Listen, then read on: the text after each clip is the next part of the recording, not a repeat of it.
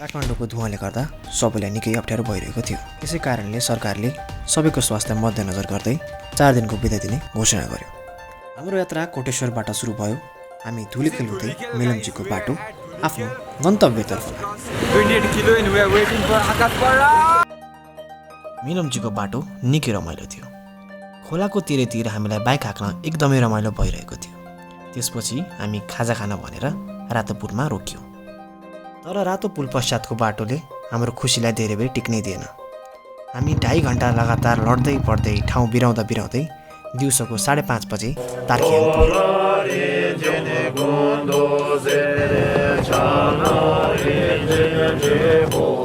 त्यसपछि हामी बिहानको समय सदुपयोग गर्नलाई तार्कियाङमा बास नबसेर बेस क्याम्पसम्म पुग्ने निर्णय गऱ्यौँ। धेरै उकालो बाटोले गर्दा हाम्रो मोटरसाइकलमा केही समस्या देखा पर्यो र हाम्रो यात्रामा छन्तना परिस्थिति अर्जना भयो। त्यसैले गर्दा हामी बेस क्याम्पसम्म पुग्न सोचेको समयभन्दा धेरै ढिला भयो र रातिको 9:30 बजे आमायाङ्री बेस क्याम्प होटलमा हामी पुग्यौँ। तनाव कतिको भइरहेछ तपाईँ? कच्चा म्याङ्गो खाँदै कच्चा म्याङ्गो अब तनाव छैन आइपुग्नलाई होटल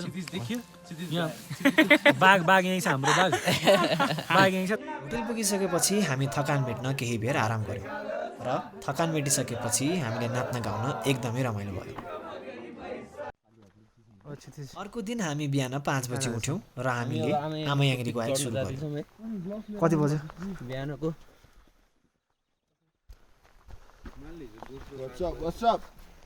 बिहानको 5:41 भएको छ। हाइक सुरु नहुँदै हाम्रो 2 जना साथीहरूलाई पछिल्लो दिनको थकानले गर्दा बिसन्चो भयो। उनीहरू चढ्नै नसक्ने भएका कारण बेस क्याम्पमै बसे। हामीले आफ्नो हाइक जारी नै राख्यौँ।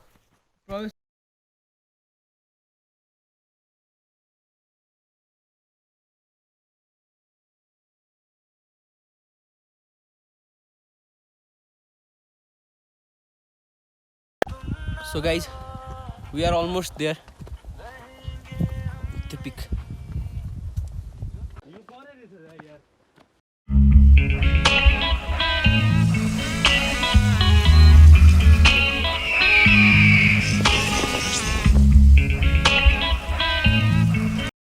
So guys, we are finally at Amayanri. यो चाहिँ 3738 meters हाइटमा छ. So we are seeing the Himalayan range here in the southern part.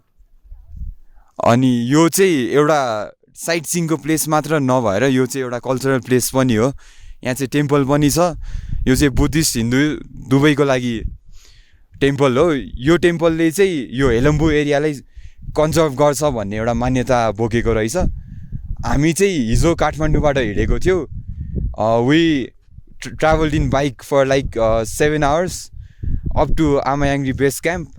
त्यहाँबाट चाहिँ हामी 2 घन्टा हिँडेर बिहान 6 बजे हिँडेर हामी 8 बजे चाहिँ आइपुग्यौँ। सो एकदमै दामी ठाउँमा छौँ हामी। चाहिँ वङ्गे लामा म चाहिँ बौद्ध तिनचुली बस्छु। बौद्ध तिनचुली भन्दाखेरि सबैजनाले सरल भाषामा बुझ्छ नि। तिनचुली भन्दाखेरि कहाँ हो कहाँ फेरि है बौद्ध तिनचुलीबाट आएको हामी चाहिँ फ्यामिली। अनि आफ्टर 10 years हुन्छ नि 10 वर्ष अगाडि आएको थियो। अहिले चाहिँ 10 वर्ष पछाडि एक्ज्याक्टली हुन्छ नि। After 10 years. After 10 years. What kind of changes did you see in this decade? अब चेन्जेस भन्दाखेरि नि मैले कुनै पनि अब तल अब हुन्छ नि आफ्टर 10 years भनेको त अब भूकम्पपछिको यो बस्ती नै नयाँ बस्ती भएको छ हैन। किनभने भूकम्पपछि नयाँ निर्माण गर्दाखेरि कङ्क्रिट घरहरू बनाएछ। पहिलाको टिपिकल घरहरू थियो हैन। अहिले अब सबै काठमाडौँको हुन्छ नि पुरा कङ्क्रिट छ। अनि त्यसपछि तल जुन चाहिँ हामी तल चौरमा चाहिँ पहिला हामी 10 years अगाडि चाहिँ त्यहाँ चाहिँ चौरी गोठ थियो कि चौरी गोठ थियो। अब खाजा चिया पिउने भयो त्यहाँ मात्रै थियो कि। अब अहिले अब त्यहाँ अब रिसोर्ट एउटा होटल बन्दैछ हैन। त्यही हो।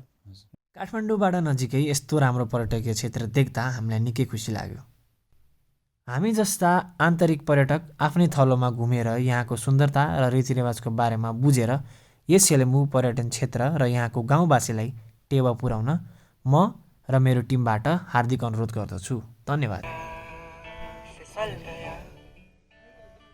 जाने क्यों ये पल पिघल गया